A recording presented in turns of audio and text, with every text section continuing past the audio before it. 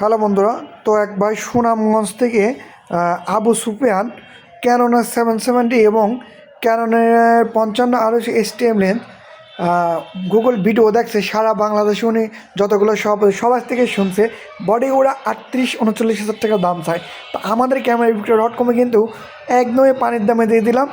55 STM lens এবং Canon 770 body একদম fresh এবং সহ দিয়ে দিলাম ভাইকে কিন্তু 40,000 টাকায়।